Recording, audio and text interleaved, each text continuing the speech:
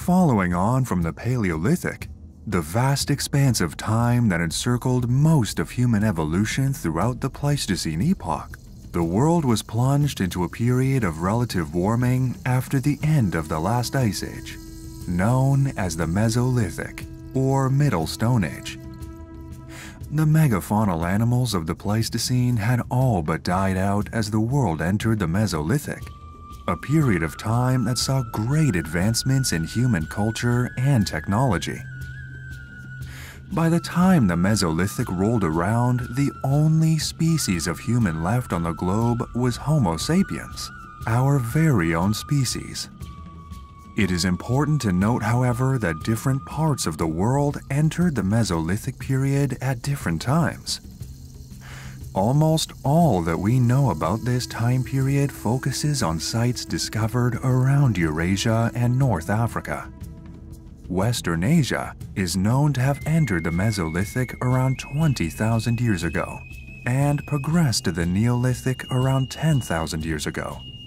European cultures, on the other hand, are known to have entered the Mesolithic 15,000 years ago and entered the Neolithic just 5,000 years ago.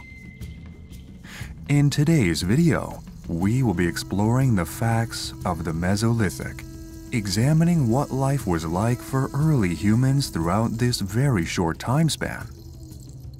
As the time period was much thinner, and due to the fact we don't know as much about the Mesolithic as we do the Paleolithic from an archaeological standpoint, this video will be slightly shorter than the last one. We will, however, go into detail about all aspects of the period, the culture, technology, and lifestyles of the people who called this time home.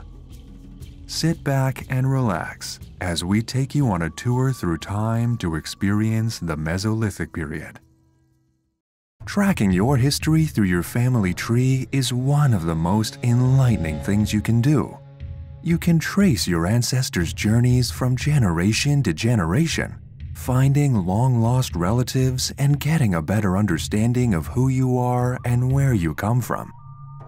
That's why we're happy to say that we've partnered with MyHeritage for today's video, the #1 service for tracking your family history. They make it easy to build your family tree, discover where you came from, and even find new relatives by searching the over 19 billion historical documents to find records of your family members. Finding birth records for your family helps bring you together, even if you live far apart. You can look up old family records, which makes building your family tree even more detailed, even if you don't know exact dates and details. The other amazing feature is the instant discoveries, where you can just click a few times and find new people and photos to add to your tree. As well as this, MyHeritage has a feature on their site to recolorize your old black and white photos, or enhance the ones that have faded with time. Just upload your photo, and the site will automatically enhance your images so they look new again. If you want to find out where you came from, sign up for a 14-day free trial to explore everything that MyHeritage has to offer, including Smart Match, instant discoveries, and more. Use our link to get a free trial and get a 50% discount if you continue the subscription. As the world left the Paleolithic, the world began to warm up. Earth's orientation towards the sun had slightly shifted in the millennia prior to the official end of the reign of mammoths and cave bears, and as a result, the huge glaciers that covered the northern hemisphere had begun to retreat, resulting in a warmer climate. This spelled disaster for the Mammoth Steppe, the planet's largest continuous land biome known to date.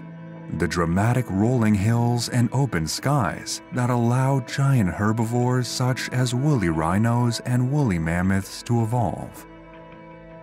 As the climate of Eurasia warmed, the glaciers thawed, and more rainfall covered the land that was once covered in grassy plains. In place of the steppe, a variety of habitats associated with wetter, more temperate conditions started to evolve. Marshes and lakes started to permeate the landscape, shrouded in reed beds and wetlands.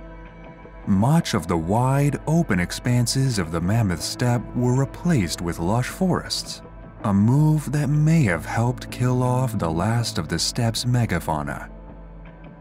As the plains they relied on were replaced by woodland, the mammoths could no longer cope. The world was changing in a way that was not weighted in their favor. This, combined with overhunting from early humans, is thought to have been the reason so many megafaunal species died out, or had begun to die out by the start of the Mesolithic. So, as the world progressed into the Mesolithic, it would have become much more recognizable as the one we live in today. The verdant green woodlands covering much of mainland Europe evolved during this time, allowing familiar creatures such as deer, rodents, and woodland birds to thrive. The humans that had once struggled to survive the harsh winters of the open Mammoth Steppe were plunged into a world that in comparison seemed to cradle them. Life in the warm forests, almost void of superpredators, was undoubtedly a preferable life to many of the forthcoming generations of the Mesolithic. As human beings boldly progressed from the nomadic hunting tribes of the Paleolithic to the warm forests of the Mesolithic, they underwent a series of important lifestyle changes that would impact human behavior for millennia to follow. The abundance of woodlands and wetlands provided these people with ample resources to practice a fully fledged hunter-gatherer lifestyle, living not only from organized tribal hunting, but on the fruits and nuts of the forest, which were collected and stored at their places of residence. A group of Mesolithic hunters would have been just as much at home spearing fish from the rivers of Europe as they would chasing deer through the forest or collecting apples and pears from the trees of the woodlands. Despite the simplicity of their newfound lifestyles, their social structures and hierarchical systems amidst the dwellings of Mesolithic humans were not particularly complex. These people remained semi-nomadic and were able to track the movements of animals on their migrations in order to find the best hunting sites year-round. Some communities, specifically along coastlines, did manage to plant down the first permanent settlements, which were typically larger than the ones found inland or by fresh water. It is thought that some Mesolithic hunters would branch off from these larger coastal settlements to seasonally hunt inland, finding food to keep their communities thriving over the winter. People would also leave the settlements to find partners, likely in order to keep the gene pool diverse to prevent any conditions associated with interbreeding. Young adults, when ready to embark, would leave their settlements in order to join another band of semi-nomads, contributing their effort to jobs around the camp as they went. It is thought that some of these people were able to travel huge distances across Eurasia. It is around the Mesolithic that humans started to build more advanced houses to keep them sheltered against the elements. Unlike the simple huts that were propped up with sticks and animal hides in the Paleolithic, these people had begun to utilize specially carved wooden posts, which were planted into a sunken floor. A thatched roof, most often made from straw or other plant matter mixed with mud, protected the inhabitants from rain. The end of the Mesolithic is marked by the rise of agriculture, and it is thought that some of the permanent settlements set up with advanced housing such as these would have possibly been the sites where the first farms were established. Throughout the Mesolithic, humans had begun a long and convoluted trial and error process into domesticating animals, something that is thought to have begun in these early Eurasian settlements. Culture also came leaps and bounds throughout the Mesolithic. In the Paleolithic, nomadic tribes used ochres to paint animals and people on the sides of cave walls, a practice that continued and developed into the Mesolithic. Art from the Mesolithic period tends to focus more heavily on the use of red ochres, which perhaps bore a special significance or symbolism in these early communities. Simple geometric outlines of the animals that shared the land with these groups of people were painted on the walls of rock faces or caves, with the red-painted shapes of deer, wolves, and bears present on Mesolithic rocks. These people were not restricted to cave painting, however. They created beads out of stone and other natural matter, and painted these stones in the same red ochre used to paint their walls. They carved puncture marks into the shells and teeth of animals and wore them as jewelry. One cave site from the Mesolithic in what is now Catalonia, Spain, known as the Caves of Al-Khogul, harbors one of the most fantastic examples of Mesolithic art in existence. The cave is a basic rock shelter on the northeastern coastlines of the country, close to the border with France. On the walls of the cave in red and black ochre have been imprinted the outlines of 45 figures. Various events can be seen taking place across the work, but the most iconic and well represented is a great dance in the middle of the artwork. 9 of the 45 figures, who are all perceived to be women, are shown dancing around what archaeologists have interpreted as a smaller male figure. It is thought that it might represent some sort of ancient mating ritual. Above the figures lie the geometric outlines of Spanish animals, which can be interpreted as deer, boar, cows, and ibexes. Perhaps the most exciting creative find from the Mesolithic is a basic helmet or headdress constructed from the antlers of a red deer.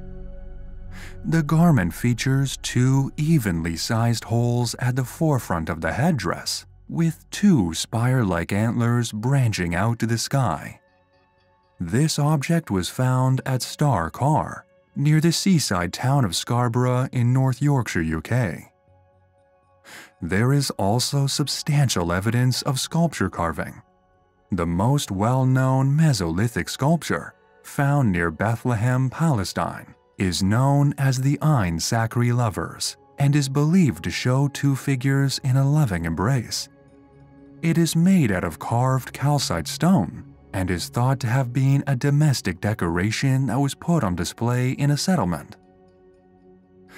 On a larger scale, there is also evidence for ritually constructed sites of astronomical significance, areas where megaliths were arranged to mirror the phases of the moon, acting as a basic calendar. Some of these sites are similar in form to the world-famous heritage site Stonehenge in southern England.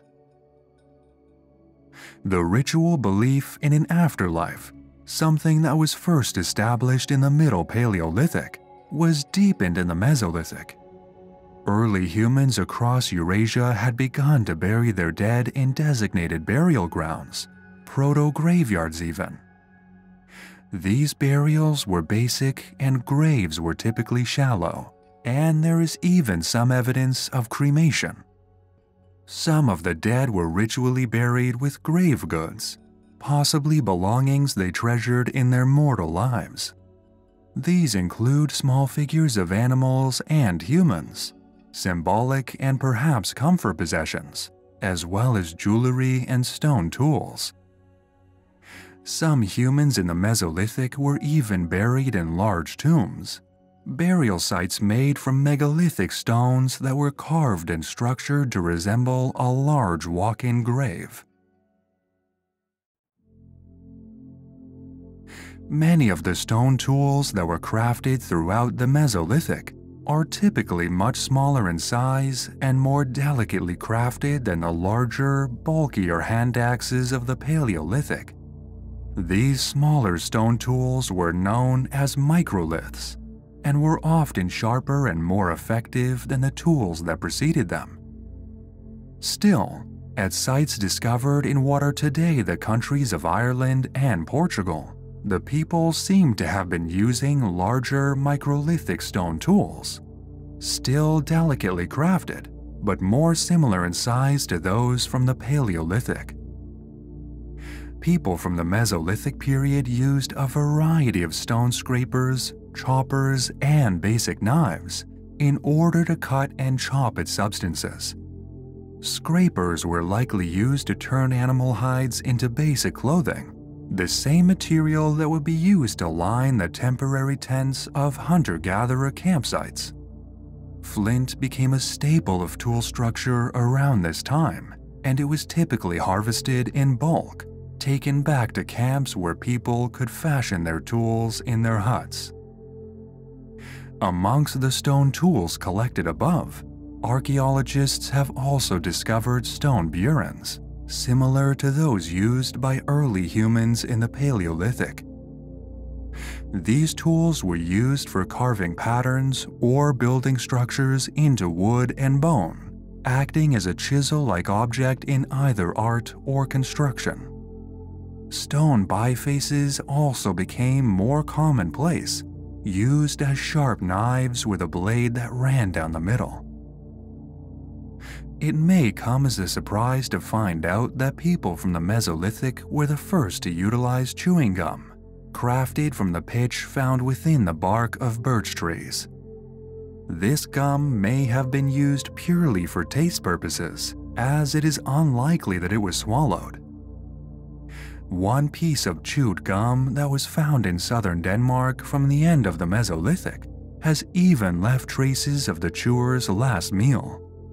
The individual was a woman who, prior to chewing the birch gum, enjoyed a meal of duck meat and hazelnuts.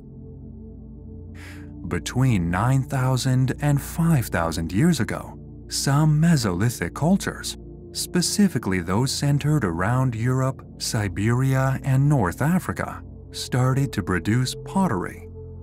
Many of the pots discovered from the Mesolithic are crude and basic in their designs, often asymmetrical and patchy. Still, they do show evidence of intentional pottery making, with a flared rim to the opening and an intentionally designed base to ensure the pot did not fall over. Individual styles can be seen in each of these pot-making communities. These pots were likely used to store dried foods, water, or household tools. The Mesolithic was a relatively short period in the history of human evolution, lasting a mere 10,000 years. The entry point into the following Neolithic period is marked not by geographical changes, but by cultural changes in the lifestyles of the humans who lived at this time. The Mesolithic came to an end when communities across the world started mastering the domestication of crops and livestock, giving way to the world's first constantly functional farms. Humans without the need to hunt opted to stay in the same areas, where the soil was fertile and they were close to a reliable water source. Mesolithic communities soon became marginalized by these new technological revelations, and soon their way of life had been converted. The Neolithic, however, was not without its challenges, and the world would soon be forever changed with the advent of these early humans embracing modern ways of living.